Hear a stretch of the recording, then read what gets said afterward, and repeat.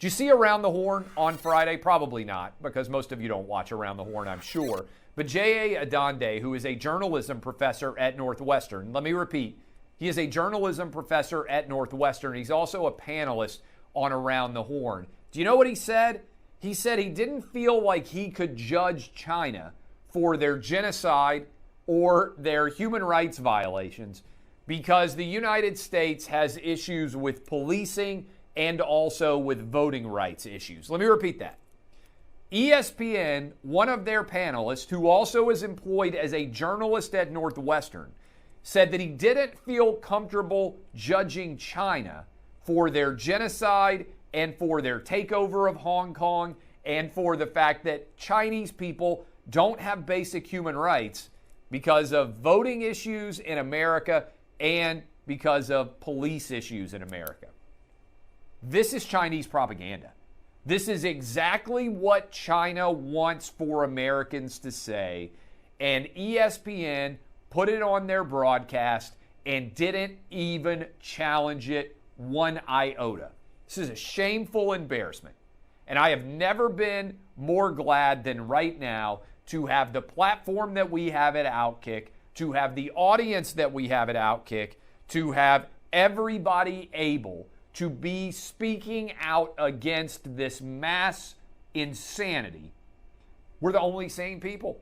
I say all the time on the Clay and Buck show, we are voices for sanity in an insane world. And in the world of sports, there's nobody else who will challenge this mindless propaganda that is being spread by ESPN. And I think it's even worse occurring on a sports station, because a lot of people who go into the sports station don't anticipate what they are going to see and hear there. They aren't anticipating Chinese propaganda will be fed to them by ESPN employees, because they think they're just there to watch sports. And then you have all of these lies being spread, and it's absolutely indefensible what is going on at ESPN. And by the way, that no one at ESPN even spoke out against it at all. This is, in my mind, completely and totally indefensible. There is absolutely no way to justify it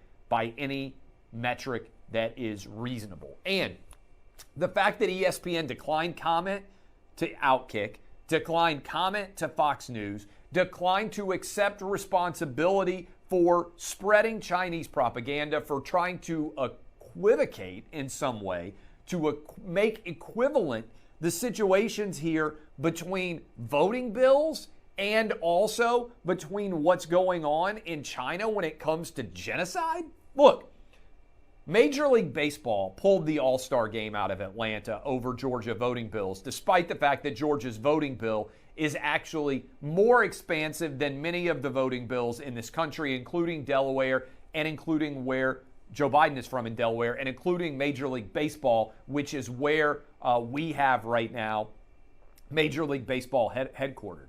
But this goes to the larger context of woke capitalism, where you have, and this is important and this is significant, and I want you to listen carefully, where you have a company like Coca-Cola.